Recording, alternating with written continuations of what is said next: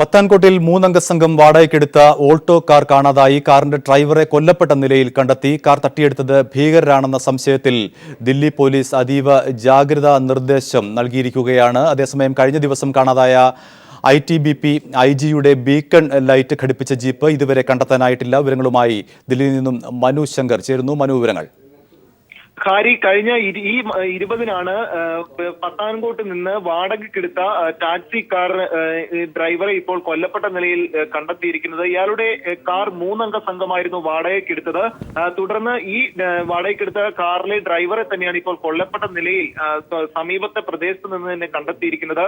ഈ കാർ ഈ പത്താൻകോട്ട് ഭീകരാക്രമണ മുൻനിർത്തി ഇതേ രീതിയിൽ സമാനമായ രീതിയിൽ തട്ടിക്കൊണ്ട് പോയതാകാം എന്നാണ് ഇപ്പോൾ എന്തായാലും പോലീസ് സംശയിക്കുന്നത്. അതിനാൽ തന്നെ ദില്ലി അടക്കമുള്ള പ്രധാന കേന്ദ്രങ്ങളിലെല്ലാം അതീവ ജാഗ്രതാ നിർദ്ദേശമാണ് നൽകിയിരിക്കുന്നത്. ഒപ്പം കഴിഞ്ഞ ദിവസം തന്നെ ദില്ലിയിൽ ഇൻഡോ ടിബറ്റൻ IG-യുടെ ബീക്കൺ ലൈറ്റ് ഘടിപ്പിച്ചിരുന്ന സഫാരി കാറും മോഷ്ടിക്കപ്പെട്ടിരുന്നു. ഈ കാറും ഇതുവരെ കണ്ടെത്താനായിട്ടില്ല. വലിയ രീതിയിലുള്ള തിരച്ചിൽ ഈ ഒരു കാറിന് വേണ്ടി നടത്തുകയും മറ്റു രീതിയിലുള്ള മറ്റു സംസ്ഥാനങ്ങളിലേക്ക് പോലും വ്യാപിപ്പിച്ചുകൊണ്ടൊരു തിരച്ചിൽ നടത്തുകയും ചെയ്തിരുന്നു. എന്നിട്ടും ഈ കാർ ഇതുവരെ കണ്ടെത്താൻ സാധിച്ചിട്ടുമില്ല. അതേസമയം റിപ്പബ്ലിക് ദിനാഘോഷവുമായി ബന്ധപ്പെട്ട് 6 അൽ-ഖ്വയ്ദ ഭീകരർ അതിർത്തി കടന്നെത്തിയിട്ടുണ്ട് എന്ന് രഹസ്യാന്വേഷണ ഏജൻസി ഇപ്പോൾ മുന്നറിയിപ്പ് നൽകിയിട്ടുമുണ്ട്. ഈ ഒരു പശ്ചാത്തലത്തിൽ ഈ ഭീകരരിൽ പെട്ടവർ തന്നെയാണോ ഈ കാർ തട്ടിയെടുത്തത് എന്നൊരു സംശയമാണ് ഇപ്പോൾ ദില്ലി പോലീസ് പങ്കുവെക്കുകയും ചെയ്യുന്നത്. നിലവിൽ ഫ്രഞ്ച് എംബസിയിൽ ഒരു ഭീഷണി കത്തും അൽ-ഖ്വയ്ദയുടെ എത്തിയിരുന്നു.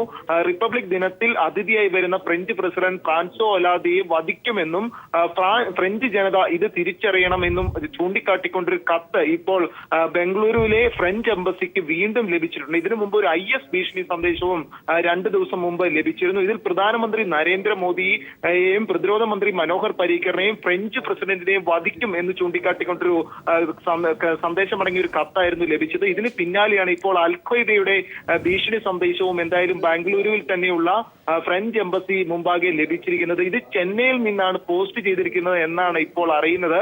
അതിനാൽ തന്നെ ഇത് സംബന്ധിച്ചുള്ള അന്വേഷണം ഇപ്പോൾ രഹസ്യാന്വേഷണ വിഭാഗം നടത്തുകയും ചെയ്യുന്നുണ്ട്. നിലവിൽ എന്തായാലും റിപ്പബ്ലിക് ദിനാഘോഷത്തോടനുബന്ധിച്ച് അതീവ സുരക്ഷയ്ക്ക് 20,000 അർദ്ധസൈനിക വിഭാഗങ്ങളെ ഇപ്പോൾ ദില്ലിയിൽ അധികമായി വിന്യസിച്ചിട്ടുണ്ട് എന്നാണ് ഇപ്പോൾ പ്രതിരോധ മന്ത്രാലയം അറിയിച്ചിരിക്കുന്നത്. ഒപ്പം ഇപ്പോൾ ഹരിയാനയിലടക്കം ഇപ്പോൾ 2 പേരെ കൂടി രഹസ്യാന്വേഷണ വിഭാഗത്തിന്റെ നിർദ്ദേശത്തെ തുടർന്ന് ഭീകരബന്ധം സംശയിക്കുന്ന 2 പേരെ കൂടി കസ്റ്റഡിയിൽ എടുത്തിട്ടുണ്ട് എന്നുകൂടി ഇപ്പോൾ ഒരു വിവരം ലഭിക്കുന്നുണ്ട്. എന്തായാലും ദില്ലി അടക്കമുള്ള വിവിധ പ്രദേശങ്ങളിൽ അതീവ ജാഗ്രതാ നിർദ്ദേശമാണ് ഈ ഒരു സാഹചര്യത്തിൽ പുറപ്പെടുവിച്ചിരിക്കുന്നത്. മനു, കൊല്ലപ്പെട്ട ഡ്രൈവർ അയാൾ ഇന്ത്യക്കാരൻ തന്നെയാണോ അതോ വിദേശിയാണോ? ഇത് സംബന്ധിച്ച് ഏതെങ്കിലും തരത്തിലുള്ള വിശദീകരണം പോലീസിന്റെ ഭാഗത്ത് നിന്ന് ഉണ്ടായിട്ടുണ്ടോ? ഹാരി, എന്തായാലും ഇപ്പോൾ കിട്ടുന്ന പ്രാഥമിക വിവരങ്ങൾ പ്രകാരം ഇയാൾ പഞ്ചാബ് സ്വദേശി തന്നെയാണ് എന്നാണ് ലഭിക്കുന്നത്. ഇയാൾ പത്താൻകോട്ട് സമീപ പ്രദേശത്ത് ഇപ്പോൾ അധിവസിക്കുകയായിരുന്നു എന്നും എന്തായാലും പോലീസ് അറിയിച്ചിട്ടുണ്ട്. ഇയാളുടെ കാർ കഴിഞ്ഞ 20-ാം തീയതി രാത്രിയോടുകൂടിയാണ് മൂന്നംഗ സംഘം വാടകയ്ക്കെടുത്തത്. തുടർന്ന് 3 ദിവസമായിട്ടും ഇത് സംബന്ധിച്ച് ഈ ഡ്രൈവറുമായി ബന്ധപ്പെടുവാനോ മറ്റു വിവരങ്ങൾ ലഭിക്കുവാനോ വീട്ടുകാർക്ക് സാധിച്ചിരുന്നില്ല. തുടർന്നാണ് വീട്ടുകാർ ഈ പഞ്ചാബ് പോലീസ് മുമ്പാകെ ഇത് സംബന്ധിച്ചൊരു പരാതി നൽകിയിരുന്നത്. തുടർന്ന് നടത്തിയ അന്വേഷണത്തിൽ ഈ കാർ ദില്ലിയിലേക്കാണ് പോയതെന്ന് എന്നൊരു സ്ഥിരീകരണമാണ് പോലീസിന് ലഭിച്ചത്.